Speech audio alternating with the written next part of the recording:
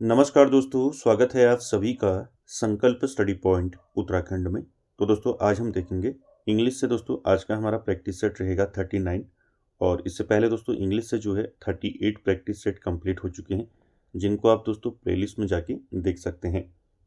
चलिए दोस्तों स्टार्ट करते हैं आज का सेशन और आप सभी लोग दोस्तों वीडियो के एंड तक जरूर बने रहें। चलिए पहला क्वेश्चन लेते हैं दोस्तों आज का, और साथ ही साथ आप लोग आंसर करते हुए चलेंगे और यहाँ पर सारे क्वेश्चन आपको जो है अकॉर्डिंग टू सिलेबस मिलेंगे। चलिए पहला क्वेश्चन देखते हैं, आंसर करेंगे क्वेश्चन नंबर फर्स्ट का। क्वेश्चन नंबर फर्स्ट है दोस्तों, आपको वन वर्ड बताना है दोस्तों, ठीक है। क्वेश्चन नंबर फर्स्ट का आंसर करेंगे a loud appeal of demand. क्या कहेंगे इसको? प्रोटेस्ट कहेंगे, क्लेमर कहेंगे, गैम्बिट कहेंगे, या फिर नन ऑफ दीज। क्या हो जाएगा इसका? राइट आंसर कीजिए क्वेश्चन नंबर फर्स्ट का। आपको क्वेश्चन नंबर फर्स्ट, सेकंड और थर्ड में जो है क्या बताना है? वन वर्ड बताना है दोस्तों। तो यहाँ पर फर्स्ट क्या है? A loud appeal of demand. क्या कहते हैं बताइए, क्या हो जाएगा इसका राइट आंसर? साथ ही साथ दोस्तों आप लोग जो है कमेंट बॉक्स में जो है जरूर दोस्तों आंसर कमेंट करें। तो यहाँ पर फर्स्ट का राइट आंसर क्या हो जाएगा? देखिए प्रोटेस्ट मीन्स क्या होता है? प्रोटेस्ट मीन्स होता है आपका विरोध करना, ठीक है। ये तो होगा नहीं, ठीक है। उसके बाद देखिए गैम्बिट। गैम्बिट क्या मतलब होता है? पहला कदम, ठीक है। ये भी नहीं होगा, तो राइट आंसर हो जाएगा क्लेमर, ठीक है। बी ऑप्शन राइट हो जाएगा। A loud appeal of demand is called claimer. Claimer means होता है दोस्तों शोर कह सकते हैं, ठीक है। या फिर इसको आप कह सकते हैं कोलाहलपूर्ण मांग, ठीक है। क्या कह सकते हैं? कोलाहल, कोलाहलपूर्ण मांग, ठीक है। तो राइट आंसर बी हो जाएगा, याद रखेंगे, ठीक है। It refers to a loud and forceful outcry demand made by a group of people, ठीक है। तो ध्यान रखेंगे इसको। चलिए अगला क्वेश्चन देखिए, क्वेश्चन नंबर 2। यहाँ पर भी दोस्तों आपको वन वर्ड बताना है, ठीक है। ये सारे आपने पढ़े हैं, ठीक है। क्या हो जाएगा इसका राइट आंसर बताइए? द स्टडी ऑफ लैंग्वेजेस, ठीक है। क्या हो जाएगा? जो भाषा का अध्ययन करता है उसको क्या बोलते हैं? The study of languages. Philology बोलते हैं, या फिर एंथ्रोपोलॉजी बोलते हैं, या फिर लेक्सिकोग्राफी बोलते हैं, या फिर फिलॉसफी बोलते हैं। क्या हो जाएगा यहाँ पर राइट आंसर? क्वेश्चन नंबर 2 का द स्टडी ऑफ लैंग्वेजेस क्या हो जाएगा? तो राइट आंसर यहाँ पर 2 का क्या हो जाएगा? फिलोलॉजी हो जाएगा दोस्तों, ठीक है। ए ऑप्शन राइट हो जाएगा, ध्यान रखेंगे। Study of languages is called philology. इसको हिंदी में क्या बोलते हैं? भाषा विज्ञान बोलते हैं दोस्तों। क्या बोलते हैं? भाषा विज्ञान, ठीक है। यहाँ पर एक मिलता जुलता आपको और देखने को मिलेगा, ठीक है। अगर आपको पूछ लिया जाए वन हु स्टडीज लैंग्वेजेस, ठीक है, वन हु स्टडी लैंग्वेजेस, ठीक है, लैंग्वेजेस, इसको क्या कहेंगे आप? इसको कहते हैं दोस्तों लिंग्विस्ट, ठीक है। क्या बोलते हैं इसको? लिंग्विस्ट बोलते हैं, लिंग्विस्ट, ठीक है। लिंग्विस्ट मीन्स क्या होता है? लिंग्विस्ट मीन्स होता है दोस्तों, क्या होता है? इसको बोलते हैं भाषा विज्ञानी, ठीक है। क्या बोलते हैं इसको? भाषा विज्ञानी बोलते हैं, ठीक है। भाषा विज्ञानी, ठीक है, ध्यान रखेंगे, ये मिलते जुलते हैं, भाषा विज्ञानी, ठीक है। और स्टडी ऑफ लैंग्वेजेस हम बोलते हैं फिलोलॉजी, ठीक है। और जिसको हम भाषा विज्ञान कहते हैं। अगर आपको पूछ लिया जाए वन हु स्टडीज लैंग्वेजेस, तो आंसर रहेगा लिंग्विस्ट, यानी कि भाषा विज्ञानी, ठीक है। बात करें दोस्तों अदर ऑप्शन की यहाँ पर, ठीक है, आंसर ये हो जाएगा। यहाँ पर देखिए एंथ्रोपोलॉजी का मतलब क्या होता है? एंथ्रोपोलॉजी होता है दोस्तों, इसका मतलब होता है मानव शास्त्र, यानी कि मनुष्य जाति का विज्ञान जिसको हम कहते हैं, ठीक है। बात करें लेक्सिकोग्राफी की, लेक्सिकोग्राफी दोस्तों क्या होता है? लेक्सिकोग्राफी होता है दोस्तों जो व्यक्ति शब्दकोश लिखने या संकलित करने का काम करता है उसको बोलते हैं लेक्सिकोग्राफी, ठीक है। बाकी आपका जो फिलॉसफी है, आप जानते हैं फिलॉसफी मीन्स क्या होता है? दर्शन शास्त्र, ठीक है। तो यहाँ पर आपका ए ऑप्शन राइट हो जाएगा, ठीक है। चलिए आगे देखिए, क्वेश्चन नंबर 3 आपको बताना है वन वर्ड क्वेश्चन नंबर 3 का, और साथ ही साथ आंसर भी करते रहिए। A small island. तो यहाँ पर स्मॉल एक छोटे आइलैंड को क्या कहते हैं? लैगून बोलते हैं, या फिर आपका जो है आइलेट बोलते हैं, या फिर आपका जो है इसमें जो है क्या कहते हैं इसको, ठीक है। आइलैंड हो गया, ठीक है। और साथ ही साथ जो है यहाँ पर राइट आंसर क्या हो जाएगा? इसको लैगून बोलेंगे नहीं, ठीक है, या फिर इसको हम क्लोसेट बोलेंगे, ठीक है, या फिर आपका जो है इसको इस्तमस बोलेंगे। क्या हो जाएगा यहाँ पर right answer? A small island, एक छोटे आइलैंड को क्या बोलते हैं? छोटा द्वीप होता है जो जो आपका पानी चारों ओर से जो है पानी से घिरा होता है, ठीक है, छोटा भूभाग, उसको हम क्या बोलते हैं? तो राइट आंसर हो जाएगा a small island is called आपका आइलेट, ठीक है, बी ऑप्शन राइट हो जाएगा। आइलेट मीन्स होता है दोस्तों छोटा द्वीप, ठीक है, क्या होता है? छोटा द्वीप, ठीक है। बाकी यहाँ पर लैगून जो होता है दोस्तों, लैगून को क्या बोलते हैं? खाड़ी बोलते हैं लैगून, ठीक। और यहाँ पर इस्तमस जो है आपका, इस्तमस मीन्स होता है दोस्तों जो थल संधि होती है, ठीक है, इनकी कह सकते हैं भू डमरू मध्य, ठीक है। भू डमरू मध्य में मतलब दो बड़े भूभागों को जो जोड़ता है उसको बोलते हैं, ठीक है, इस्तमस। बाकी आपका यहाँ पर क्लोसेट मीन्स क्या होता है? क्लोसेट मीन्स तो आप जानते हैं, क्लोसेट मीन्स अलमारी होती है, ठीक है, ये तो होगा नहीं, तो यहाँ पर आपका बी ऑप्शन यहाँ पर राइट हो जाएगा दोस्तों। ध्यान रखेंगे और स्मॉल आइलैंड जिसको हम क्या बोलते हैं? क्या बोलते हैं? आइलेट बोलते हैं, ठीक है, ठीक है, क्लियर हो गया? तो यहाँ पर आपको ध्यान में रखना है, तो बी ऑप्शन राइट हो जाएगा, ठीक है। चल अगला देखिए, क्वेश्चन नंबर 4 में आपको आंसर करना है। 4 से लेके दोस्तों क्वेश्चन नंबर 8 तक आपके पार्ट्स ऑफ स्पीच रहेंगे, ठीक है। आपको अंडरलाइन वर्ड पर जो है क्या करना है? पार्ट्स ऑफ स्पीच बताना है। चलिए आंसर कीजिए। क्वेश्चन नंबर 4 का आपको बताना है यहाँ पर, I bought some apples from the market. तो यहाँ पर आपको सम में जो है क्या बताना है? पार्ट्स ऑफ स्पीच बताना है। क्या हो जाएगा? चलिए आंसर कीजिए। क्वेश्चन नंबर 4 का एडजेक्टिव होगा, वर्ब होगा, एडवर्ब होगा या फिर नन ऑफ दीज। क्या हो जाएगा यहाँ पर? 4 का right answer, I bought some apples from the market, यानी कि मैंने बाजार से कुछ सेब खरीदे, ठीक है। कितने सेब खरीदे? कुछ सेब खरीदे। तो यहाँ पर क्या हो जाएगा 4 का दोस्तों राइट आंसर? कौन सा पार्ट्स ऑफ स्पीच हो जाएगा सम में? तो सम में हो जाएगा दोस्तों, क्या हो जाएगा? राइट आंसर हो जाएगा यहाँ पर। बताइए क्या होगा सम में यहाँ पर? मैंने बाजार से कुछ सेब खरीदे, ठीक है। क्या हो जाएगा? एडजेक्टिव हो जाएगा, वर्ब हो जाएगा, एडवर्ब हो जाएगा या फिर नन ऑफ दीज। तो 4 का राइट आंसर यहाँ पर क्या हो जाएगा? बताइए। 4 का राइट आंसर हो जाएगा दोस्तों, सब में क्या होगा आपका? एडजेक्टिव हो जाएगा, ठीक है। तो यहाँ पर आपका ए ऑप्शन जो है यहाँ पर राइट हो जाएगा दोस्तों, ध्यान में रखेंगे इसको, ठीक है। बाकी यहाँ पर आई की बात करें तो आई क्या है? यहाँ पर सब्जेक्ट है, आप जानते हैं, ठीक है। और बॉट मीन्स क्या है? ये आपका क्या हो जाएगा? बॉट, ये आपका वर्ब हो जाएगी, ठीक है। Past tense of buy, buy का पास्ट टेंस है बॉट, ठीक है। ये क्या हो जाएगा? वर्ब हो जाएगी, ठीक है। और सम मैंने बता दिया, ये एडजेक्टिव हो जाएगा, ठीक है। और एप्पल्स जो है यहाँ पर आपका क्या हो जाएगा? नाउन हो जाएगा एप्पल, ठीक है। और यहाँ पर जो फ्रॉम है ये क्या हो जाएगा? फ्रॉम हो जाएगा प्रेपोजिशन। और दी जो है यहाँ पर द क्या हो जाएगा? यहाँ पर आर्टिकल हो जाएगा। और मार्केट की बात करें तो मार्केट यहाँ पर नाउन हो जाएगा, ठीक है। इस प्रकार से भी आपको ध्यान में रखना है, ठीक है। I bought some apples from the market, यानी मैंने बाजार से कुछ जो है सेब खरीदे, ठीक है। यहाँ पर सम जो है क्या हो जाएगा? एडजेक्टिव हो जाएगा दोस्तों, ठीक है। चलिए अगला देखिए, क्वेश्चन नंबर 5। 5 में भी दोस्तों आपको जो है पार्ट्स ऑफ स्पीच बताना है। देखिए, she runs fast to catch the bus, ठीक है। यहाँ पर फास्ट में आपको बताना है कौन सा यहाँ पर पार्ट्स ऑफ स्पीच रहेगा फास्ट में? वर्ब, एडवर्ब, प्रेपोजिशन या फिर adjective. She runs fast to catch the bus, क्या हो जाएगा? वह बस पकड़ने के लिए तेज दौड़ती है, ठीक है। बस पकड़ने के लिए तेज दौड़ती है। तो यहाँ पर क्या हो जाएगा दोस्तों? फास्ट में कौन सा हो जाएगा यहाँ पर पार्ट्स ऑफ स्पीच? तो राइट आंसर हो जाएगा दोस्तों, क्या हो जाएगा यहाँ पर? एडवर्ब हो जाएगा दोस्तों, ठीक है। तो यहाँ पर बी ऑप्शन यहाँ पर राइट हो जाएगा दोस्तों। क्वेश्चन नंबर 5 का ध्यान रखेंगे, ठीक है। फास्ट यानी कि यहाँ पर she runs fast to catch the bus, यानी कि वह बस पकड़ने के लिए तेज दौड़ती है, ठीक है। तो यहाँ पर फास्ट क्या हो जाएगा आपका?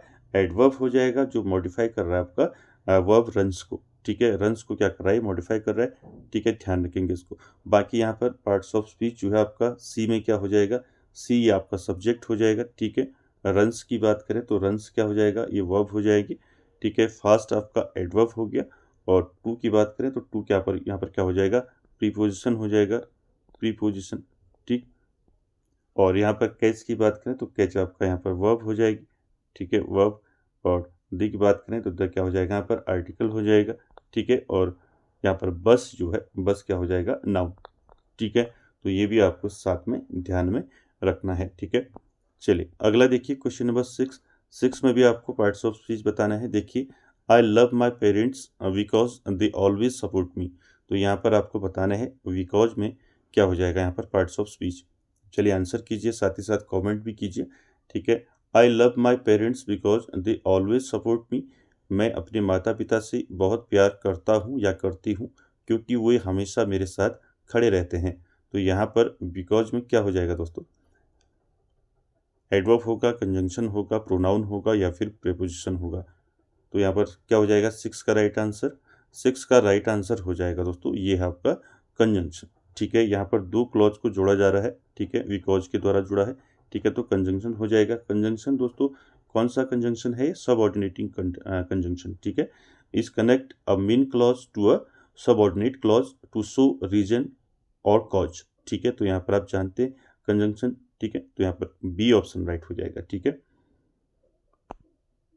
अदर की बात करें दोस्तों तो यहाँ पर जो है आई क्या हो जाएगा आपका, बताइए आई क्या हो जाएगा, लव क्या हो जाएगा। चलिए कमेंट कीजिए इसमें कौन से पार्ट्स ऑफ स्पीच रहेंगे अदर जो आपके यहाँ पर दिए गए हैं। जैसे आई में क्या होगा, लव में क्या होगा, माई में क्या होगा, ठीक है, ये भी आप कमेंट करें। चलिए दे में क्या होगा, ऑलवेज में क्या होगा, सपोर्ट में क्या होगा, मी में क्या होगा।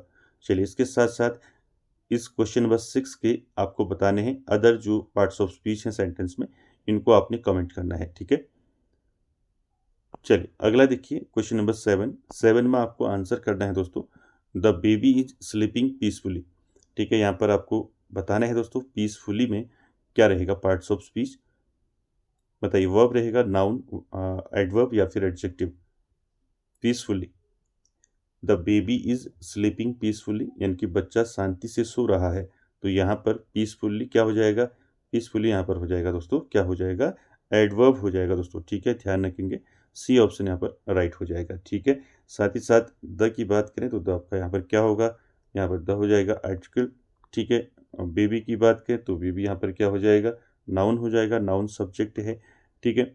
और यहाँ पर आपका स्लीपिंग क्या है, स्लीपिंग आपका क्या हो जाएगा, वर्ब हो जाएगी, ठीक है। और बात करें दोस्तों यहाँ पर आपका जो है ठीक है, तो ये आपको ध्यान में रखना है। पीसफुली में क्या हो जाएगा, एडवर्ब हो जाएगा, तो इसको आपको ध्यान में रखना है, ठीक है। The baby is sleeping peacefully यानी कि बच्चा शांति से सो रहा है, तो यहाँ पर पीसफुली में क्या हो जाएगा, एडवर्ब हो जाएगा।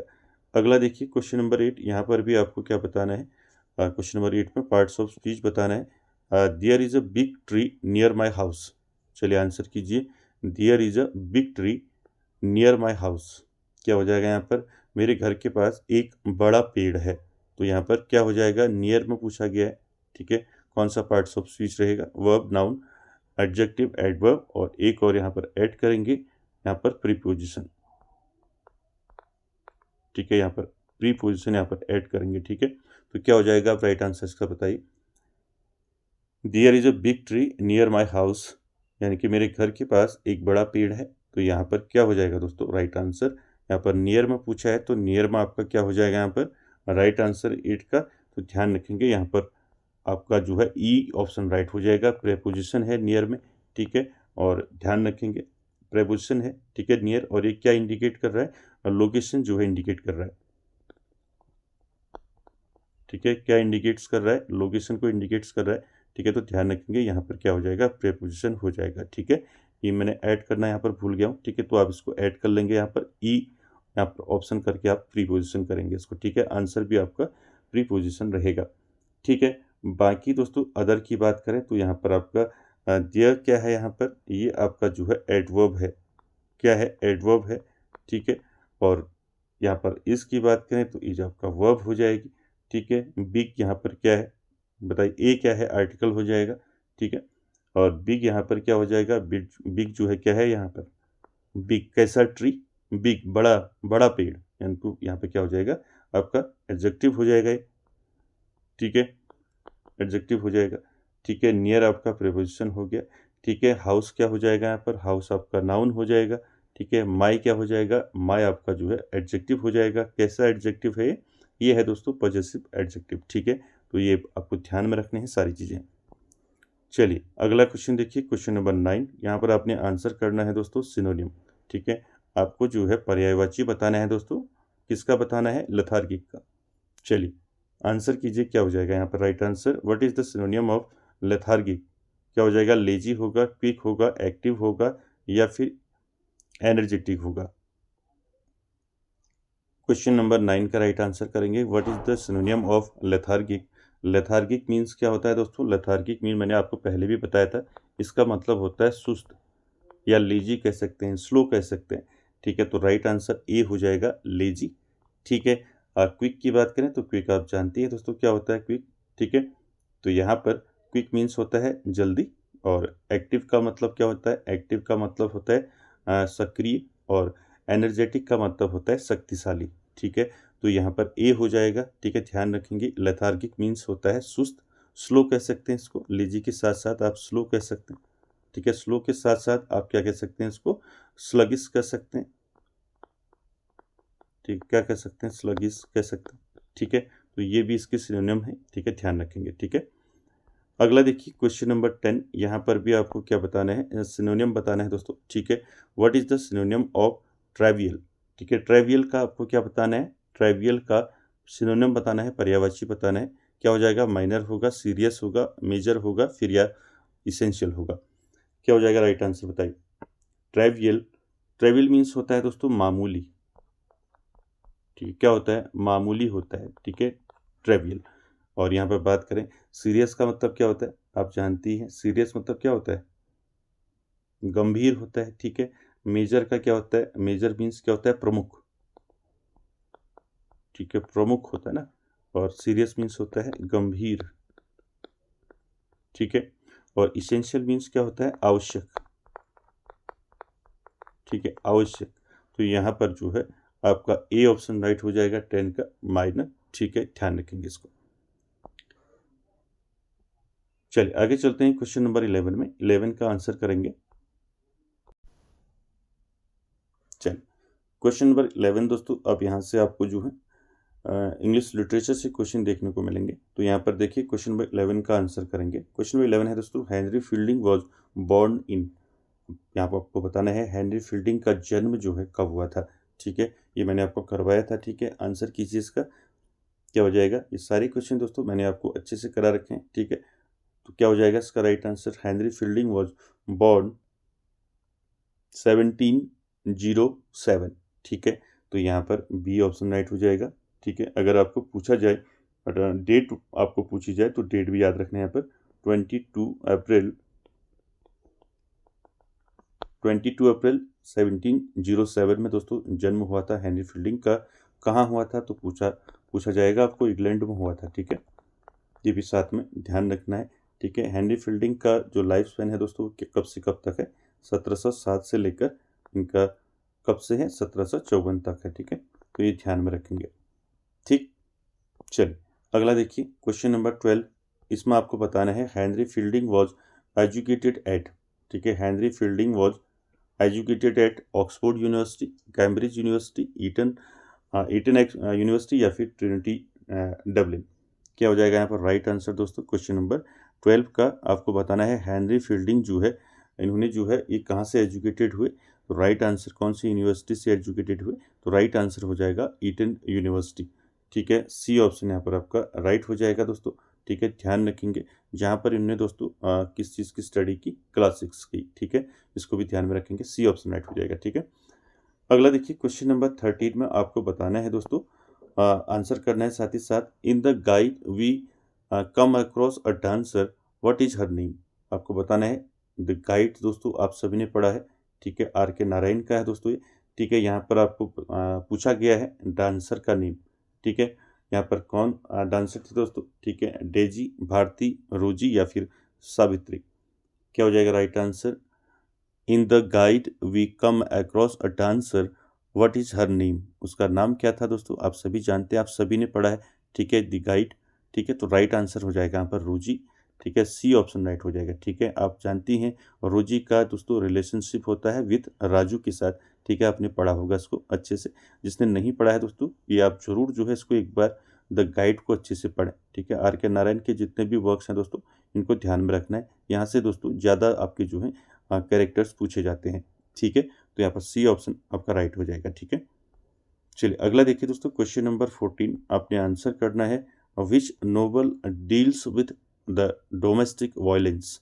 तो यहाँ पर आपको बताना है आर के नारायण का कौन सा ऐसा नोवेल है जो डोमेस्टिक वायलेंस को डील करता है। ऑप्शन देखिए, the guide, the man eater of Malgudi, the dark room. क्या हो जाएगा राइट आंसर। क्वेश्चन नंबर 14 का आपको आंसर करना है, which novel deals with the domestic violence. तो आर के नारायण की बात हो रही है, ठीक है। आर के नारायण का कौन सा ऐसा नोवेल है जो डोमेस्टिक वायलेंस डील करता है। तो राइट आंसर 14 का क्या हो जाएगा, द डार्क रूम, ठीक है। ध्यान रखेंगे, द डार्क रूम दोस्तों ये किसका वर्क है, आर के नारायण का है, ठीक है। अगर आपको पूछा जाएगा ये कब पब्लिश हुआ, तो याद रखेंगे ये आपका जो द डार्क रूम है ये पब्लिश हुआ था दोस्तों 1938 में, ठीक है। 1938 में जो है ये क्या हुआ था, पब्लिश हुआ था, ठीक है। अगला क्वेश्चन देखिए, क्वेश्चन नंबर 15 का आंसर करिए चलिए, और आज का आखिरी क्वेश्चन है, ठीक है। तो क्या रहेगा इसका राइट आंसर। वेसेक्स टेल्स के बारे में पूछा गया है, when was Wessex Tales published, ठीक है। आप जानती हैं, ठीक है, Wessex Tales by Thomas Hardy, ठीक है। तो यहाँ पर आपको बताना है ये कब पब्लिश हुए, ठीक है। 1912, 14, 10, 28 या फिर 88। क्या हो जाएगा राइट आंसर बताइए। 1912, 1914, 1910, 1928 या फिर 1988। क्या हो जाएगा राइट आंसर बताइए। When was Wessex Tales published, ठीक है। तो राइट आंसर हो जाएगा यहाँ पर 1888, ठीक है। तो यहाँ पर ई ऑप्शन आपका राइट हो जाएगा दोस्तों, 1888 याद रखेंगे, ठीक है। Wessex Tales by Thomas Hardy, ठीक है, फर्स्ट पब्लिश्ड 1888, ठीक है। यहाँ पर ई ऑप्शन आपका राइट हो जाएगा दोस्तों, ठीक है। तो दोस्तों आज के सेशन में इतना ही, मिलते हैं नेक्स्ट सेशन में, तब तक के लिए धन्यवाद।